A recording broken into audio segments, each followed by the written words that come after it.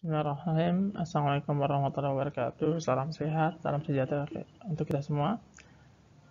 Bertemu lagi dengan saya Mahfud pada materi hari ini atau pada video kali ini saya akan menyajikan materi tentang hemostasis.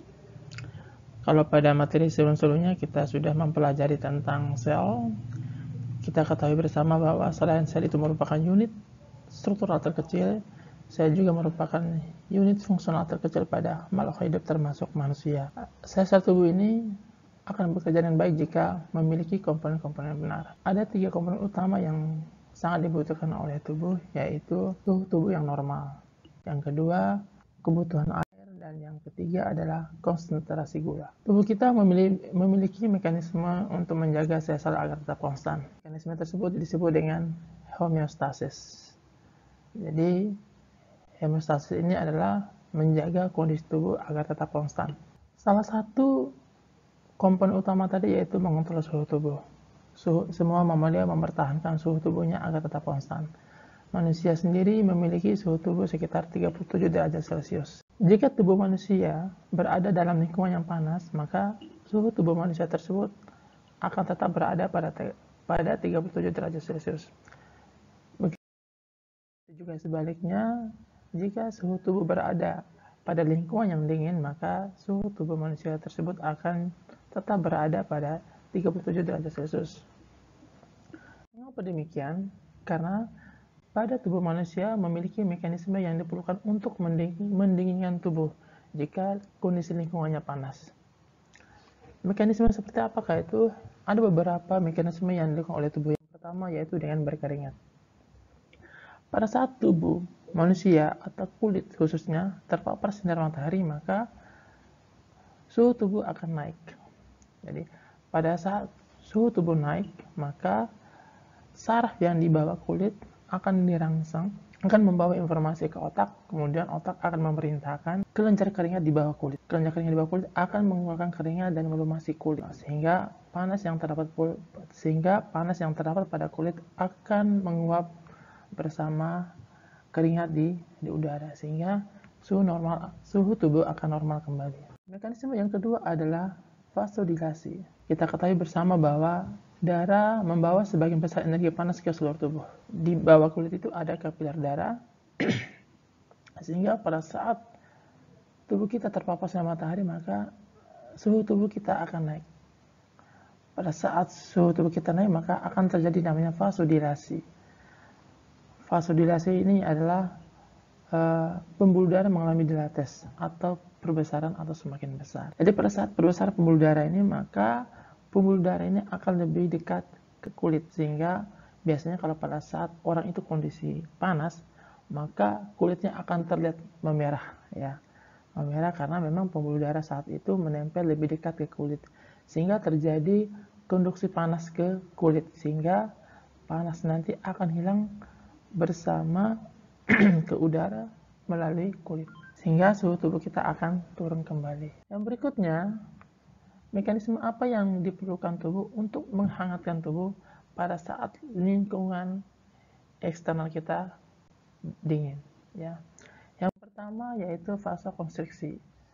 Vasokonstriksi ini merupakan kebalikan dari vasodilasi, di mana pada saat suhu lingkungan kita dingin, maka suhu tubuh kita juga akan mengalami penurunan di bawah 37 derajat Celcius.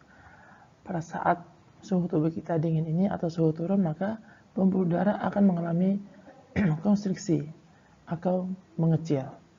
Pengecilan pembuluh darah ini untuk mencegah keluarnya panas atau konduksi panas melalui kulit, sehingga tujuannya untuk meminimalisir kalor atau panas hilang dari permukaan kulit. Mekanisme yang kedua adalah piloereksi.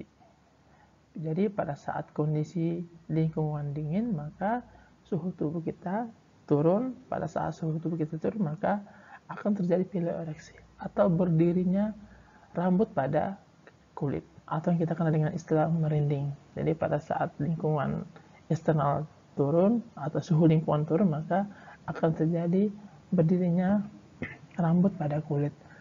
Berdirinya rambut pada kulit ini tujuannya untuk menangkap kalor di lingkungan, sehingga akan mengisolasi kulit ya, panas ini akan menyusul insulin, maka akan menghangatkan kembali suhu tubuh kita, sehingga suhu tubuh akan normal kembali.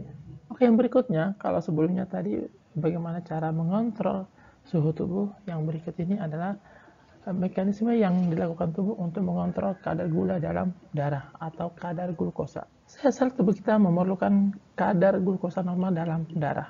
Kelebihan glukosa akan mengubah atau akan berubah menjadi glikogen dalam hati. Perubahan gula menjadi glikogen atau sebaliknya, ini diatur oleh dua hormon. Hormon ini dihasilkan oleh pankreas, yang lebih tepatnya di pulau Langerhans, yaitu hormon insulin dan hormon glukagon. Jika konsentrasi gula dalam darah tinggi, maka pankreas akan mengeluarkan hormon insulin. Hormon insulin ini akan mengkonversi kelebihan gula dalam darah menjadi glikogen dan disimpan di hati, sehingga konsentrasi glikogen di hati akan meningkat.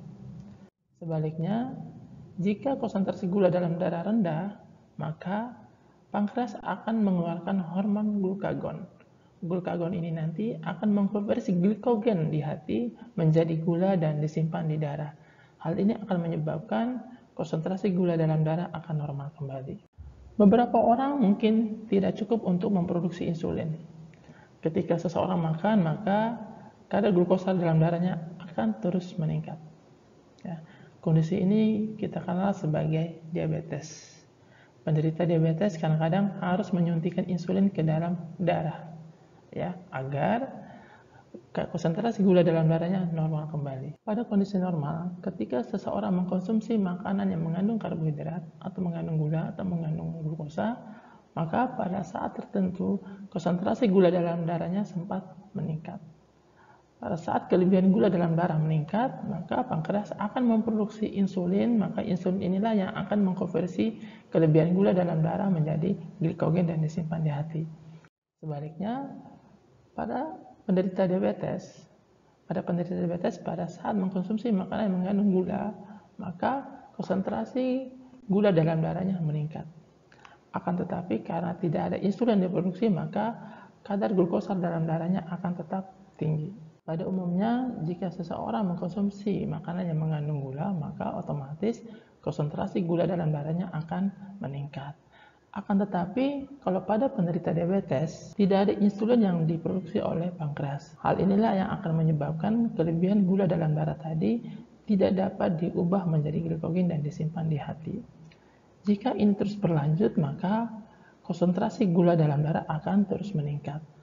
Kalau akan terus meningkat, maka hal ini akan menyebabkan berbahaya pada manusia tersebut atau pada seseorang.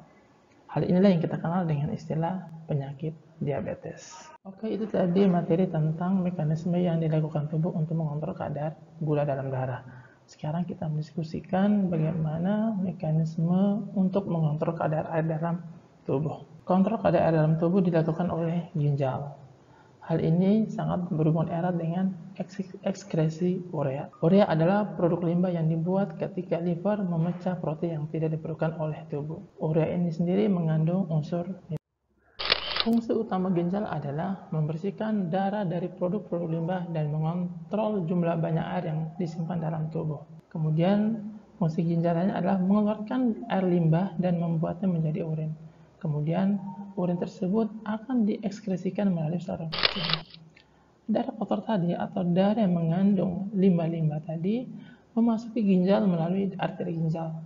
Selanjutnya, darah yang tadi kotor akan disaring, akan dibersihkan di dalam ginjal, maka darah akan menjadi bersih kembali.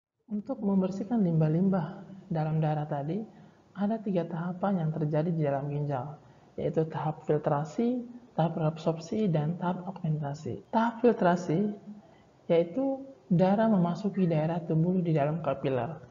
Kapiler-kapiler ini membentuk simpul yang kita kenal dengan glomerulus. Glomerulus ini terletak di dekat tubulus ginjal. Darah akan disaring di glomerulus sehingga semua partikel-partikel kecil tersebut akan masuk ke dalam tubulus. Kemudian kapiler-kapiler tersebut berjalan turun tubulus berikutnya. Tubulus ginjal berisi banyak komponen darah. Di antaranya ada glukosa, ada ion, air, dan urea. Tahap yang kedua adalah reabsorpsi Sagar atau proses penyerapan kembali gula di dalam tubulus. Proses penyerapan kembali gula di dalam tubulus ini dilakukan oleh kapiler. Mengapa? Karena tubuh kita masih membutuhkan konsentrasi gula di dalam darah, sehingga karena tubuh kita kekurangan konsentrasi gula di dalam darah, maka gula yang terdapat di dalam tubulus tadi akan diserap kembali oleh kapiler darah. Tahap yang ketiga adalah reabsorpsi water atau penyerapan kembali air dari dalam tubulus ginjal oleh kapiler darah. Selanjutnya, air dan ion akan diserap kembali oleh kapiler darah dari dalam tubulus ginjal.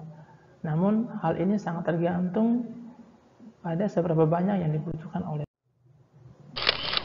Jika dalam darah kita mengandung sangat sedikit air, maka air yang terdapat di dalam tubulus akan diserap kembali oleh kapiler darah.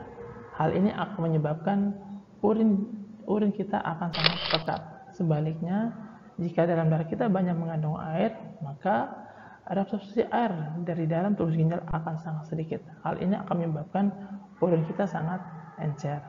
Tahap yang kelima adalah mengekskresikan limbah atau yang kita kenal dengan istilah augmentasi. Jadi, segala sesuatu yang tersisa di dalam tubulus adalah limbah. Limbah itu diantaranya ada semua urea, kelebihan air, namun kalau pada penderita diabetes, selain urea dan air, urinnya juga mengandung gula. Limbah ini kita kenal dengan istilah urin. Hal ini diekskresikan melalui ureter dan disimpan di dalam kantong kemih. Sedangkan darah yang bersih tadi akan keluar dari ginjal melalui vena renalis. Oke, terima kasih. Demikian materi saya hari ini. Mudah-mudahan mencerahkan. Terima kasih telah menonton video saya. Sampai ketemu di pertemuan berikutnya. Wassalamualaikum, salam sehat, salam sejahtera untuk kita semuanya.